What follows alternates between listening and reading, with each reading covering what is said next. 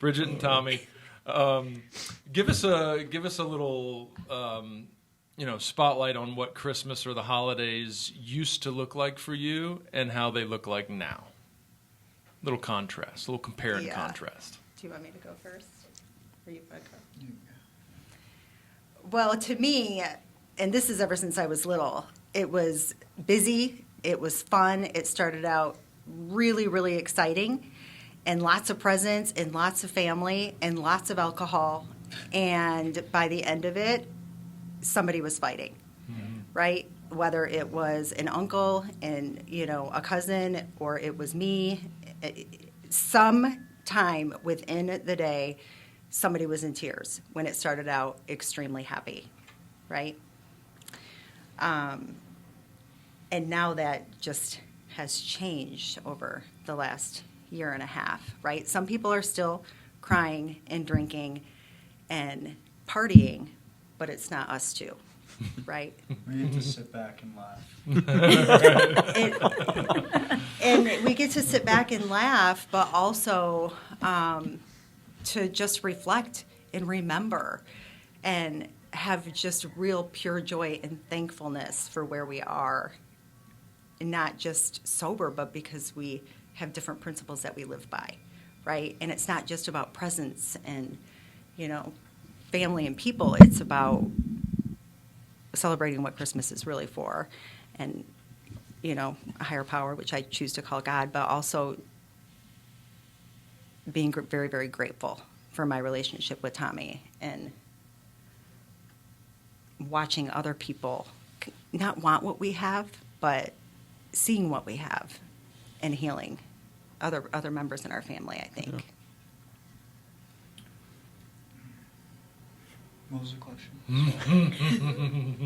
What did it look like? Yeah, what's your perspective of how it used to look versus now? We usually we're from Michigan, so we usually go up there, and the family's huge, and I get two separate ones, so bouncing back and forth, and seeing people that I don't normally see because they live 700 miles away. But yeah, like she said, there's always some tears by the end of it, and now I don't have to worry about that break in routine because I'm 700 miles away from where I usually am, and it was constantly like, am I going to be able to drink or do drugs on vacation? Like that was the main priority, and now I don't really have to worry about that. But it is interesting to be from an outside perspective on the drama, because just getting sober and living by these principles, I'm not really interested in all that anymore. And the problems that go along with that tend to stay away from you when you live this kind of life.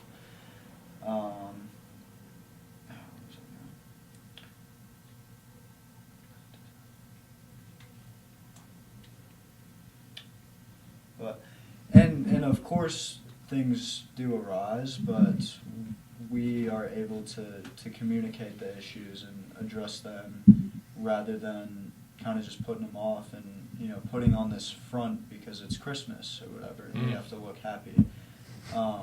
It's like, no, let's take a break. Go outside, go for a drive, or whatever. We were talking before we started about we're already looking for meetings when we go up there this year, just because we want that to fall back on.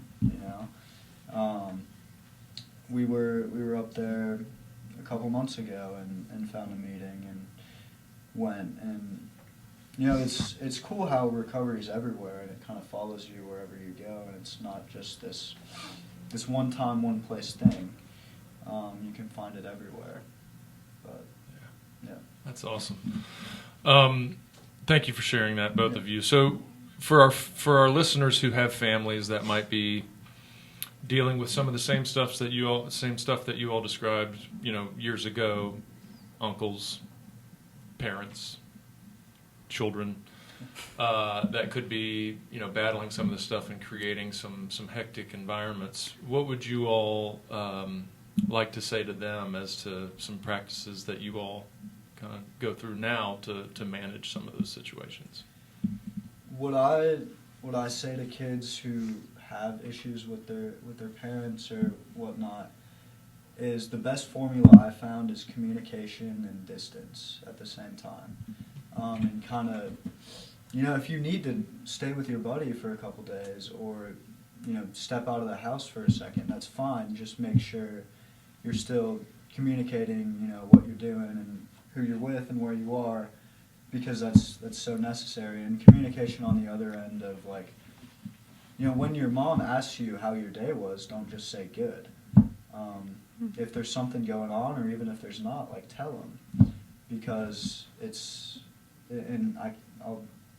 I'm speaking for you, but I feel like as a parent, that's all you want to know is whether or not your kid's doing okay, and if they're not, what can you do to help them? So really just, being honest, and as a parent, I wouldn't want somebody to kind of push that on me and, ask me all these questions, and I'll be ready to talk about it when I'm ready, but introduce that idea of communication kind of early, and get your kids to talk to you, and don't shame them when they mess up. So I feel like that's one of the biggest reasons I kept to myself for a while, because I was so terrified of not even just consequences but judgment from family members. And nowadays it's just like I put it out there, like I messed a lot of stuff up. I'm doing good now. I might still mess things up, but it's all right. Yes, it is. I hear boundaries. Yeah. I hear, Yeah. It's okay sometimes in the holidays to say no because it's best for you in that moment. Or, again, overly communicate with your loved ones. Staying connected while maybe not being always present if it's not best for you in that moment is what is so important. That I think a lot of people sometimes take it so personal, or, again, let ego get in the way to say that was about me, and it's like it was actually about that person doing what's best for them. You may miss them in their presence, but they may need this and removal or not need this. Let them do what they need to do. Yeah, and I think for kids, especially kids in recovery, but not really, is what can I do to support you? Those simple words, because I feel like when I would ask Tommy, how are you doing? Is there anything I can do for to help you? Is this okay? Is people drinking too much? All of that, and that would tend to push him away a little bit. It's just that simple thing of, is there anything that I can do to support you? Having an out for them, right? In our case last year, it was the car, because it's a big family, parked way out back, so him or I at that time, right? I was just a couple months sober, to be able to leave and understand that, and to be okay saying to the family, Tommy needed a break, or I need a break, and walking away from it and being okay, and being able to set those boundaries with each other and understanding each other, and then keeping busy, right? We didn't normally help with dishes or things like that because, me in my case, I was busy drinking or helping or, doing all these crazy chaotic things, and to where now it's like, how can we be of service? Because that's what we're used to, is being of service to other people. How can we be of service in something that's kind of dysfunctional? And that's doing dishes or helping with presents. And I think that goes for any family, recovery or not. How can we serve each other at Christmas time? What can we do to kind of ease things and make things easier? Perfect. I think that's all we need.